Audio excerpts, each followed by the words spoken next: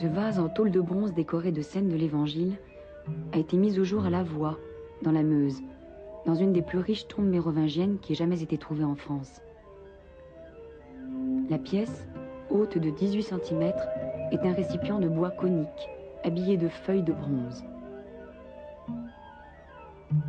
Les lattes d'origine, dont ne restaient au moment de la fouille que des vestiges, ont été remplacées par une forme de bois moderne. Elles étaient cerclées à leurs extrémités par 2 manchons en tôle de bronze estampés d'arceaux et de balustres.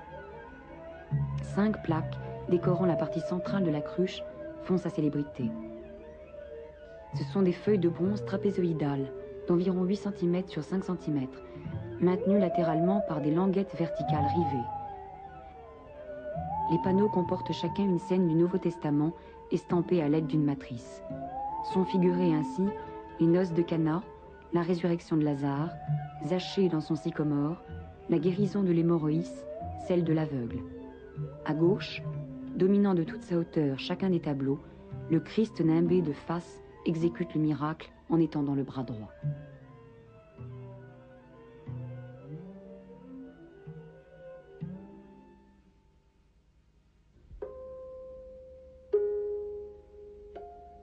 Cette buire a été découverte en 1910, parmi le précieux mobilier funéraire d'un chef mérovingien, âgé d'une 50aine d'années.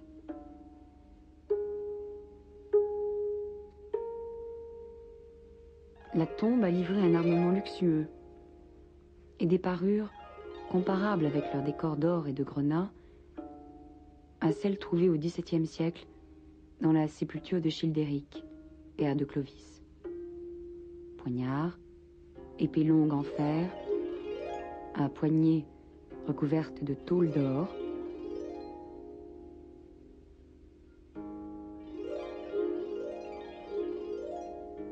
fourreau de prix, perles de verre suspendues à l'épée,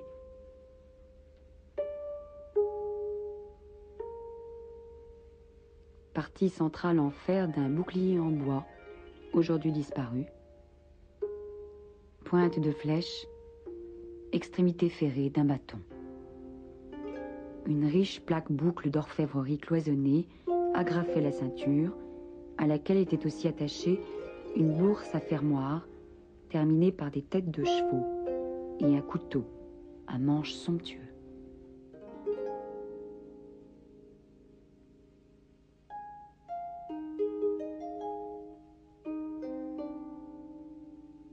Dans cette bourse avait été déposée une pince à épiler en bronze et une monnaie de l'empereur Zénon, contemporain de Childéric et de Clovis en cette fin du Ve siècle.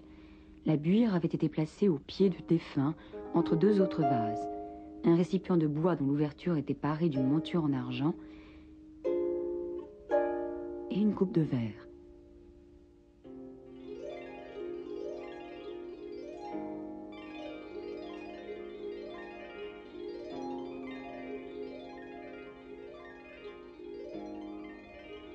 Au-delà de cette vaisselle, le fond de la fosse était tapissé sur 1,50 m de débris de bois, avec quelques rivets de fer.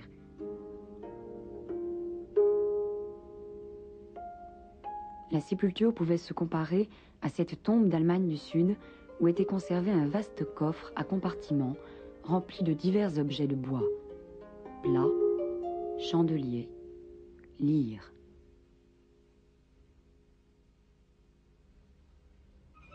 À cause de son décor chrétien, la cruche de la Voie fut considérée comme un objet liturgique, vase servant à administrer le baptême ou à contenir le vin avant la consécration. Comment un vase d'église aurait-il bien pu parvenir dans la tombe d'un chef franc, si ce n'est par le pillage? Tous de se remémorer alors le célèbre récit de Grégoire, évêque de Tours. Childéric étant mort, Clovis, son fils, régna à sa place. Pendant la 5e année du règne de ce roi, Syagrius, roi des Romains, avait son siège dans la cité de Soissons. Contre lui marcha Clovis, et il invita son adversaire à préparer le champ de bataille. Or, celui-ci ne le refusa pas et n'eut pas peur de résister. Puis, Pendant qu'ils se battaient entre eux, Syagrius, voyant son armée écrasée, tourna le dos. En ce temps, beaucoup d'églises furent pillées par l'armée de Clovis, parce qu'il était encore enfoncé dans les erreurs du fanatisme. C'est ainsi que les troupes avaient enlevé d'une église un vase d'une grandeur et d'une beauté merveilleuse, avec d'autres ornements servant au ministère ecclésiastique. L'évêque de cette église envoya donc des messagers au roi pour lui demander que si son église ne pouvait recouvrer les autres vases sacrés, du moins elle recouvrira celui-ci. À Soissons, où toute la masse du butin avait été placée au milieu, le roi dit « Je vous prie, ô très valeureux guerrier, de ne pas vous opposer à ce que me soit concédé or par ce vase. » Or, un homme léger, jaloux et frivole, ayant levé sa hache, frappa le vase, en criant à haute voix « Tu n'auras rien ici que ce que le sort t'attribuera vraiment. »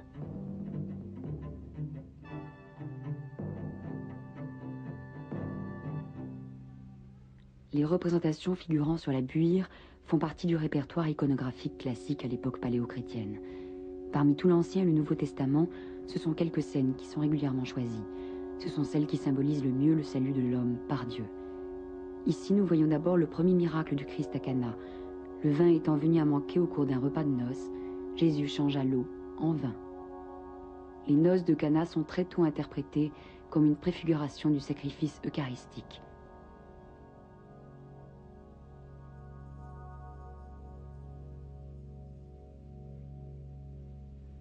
Puis le Christ ressuscite son ami Lazare.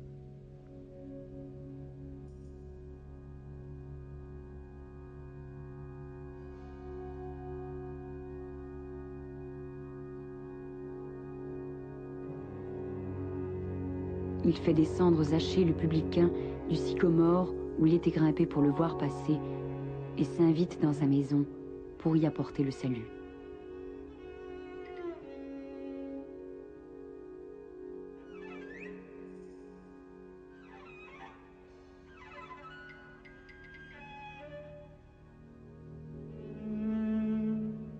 Il sauve l'hémorroïs qui avait touché le bord de son vêtement.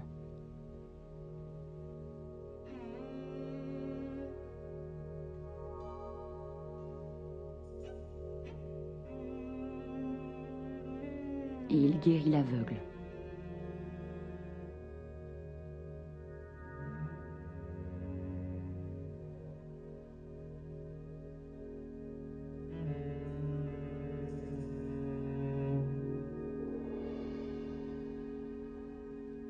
Ces figurations et d'autres scènes bibliques à même valeur symbolique sont fréquemment groupées en petits tableaux juxtaposés. Ils se retrouvent dans les décors d'églises, comme les mosaïques de San Apollinare à Ravenne, en Italie.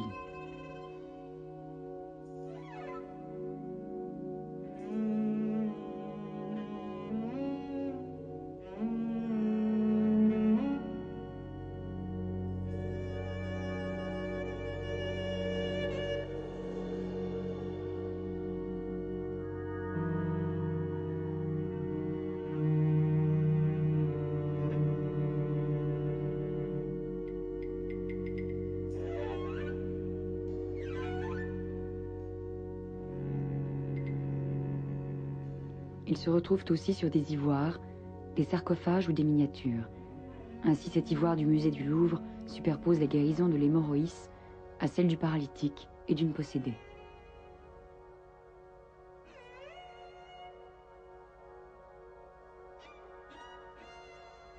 Mais des figures identiques couvrent aussi des objets profanes, vers gravés comme celui d'Abbeville Omblière avec ses scènes bibliques. Daniel dans la fosse au lion, Suzanne surprise par les vieillards, Adam et Ève.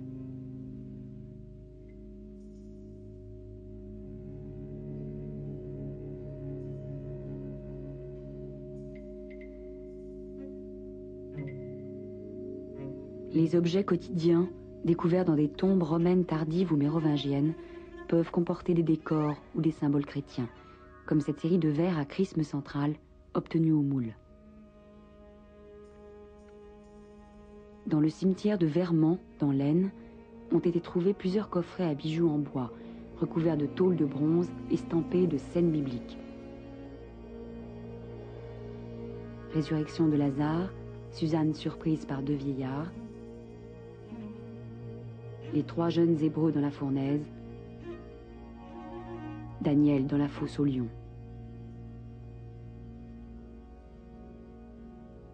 Sur un même coffret peuvent voisiner motifs païens et chrétiens. Ainsi le soleil divinisé, aux côtés d'Adam et Ève, sur un coffret de Boulogne.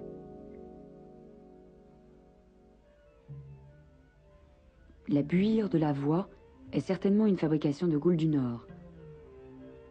Elle appartient à une petite série de vases de bois ornés de décors repoussés, représentant parfois des scènes de l'histoire sainte.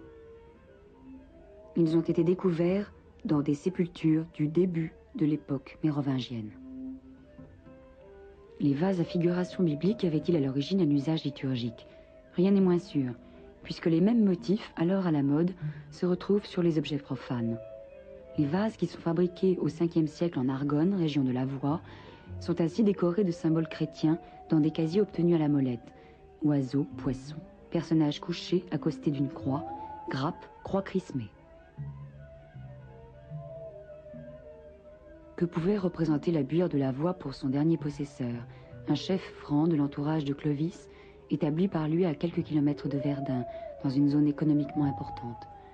La richesse de son mobilier funéraire, presque du niveau royal, en fait un grand personnage, sans doute celui qui administrait le pays au nom de Clovis. À l'époque mérovingienne, le dépôt d'objets dans les tombes est l'affirmation d'un rang social. Païens et chrétiens le pratiquent. Le chef de la Voie était vraisemblablement encore païen, mais il est impossible de l'affirmer. Ou peut-être faisait-il partie des 3000 hommes baptisés par Saint Rémy à la suite de Clovis. Pourquoi pas?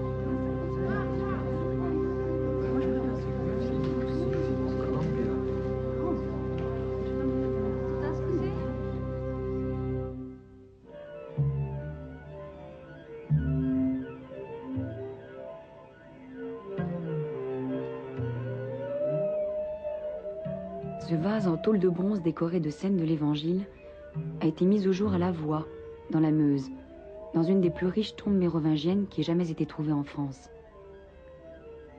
La pièce, haute de 18 cm, est un récipient de bois conique, habillé de feuilles de bronze.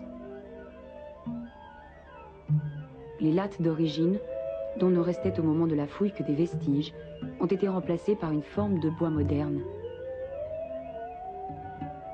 Elles étaient cerclées à leurs extrémités par 2 manchons en tôle de bronze estampés d'arceaux et de balustres.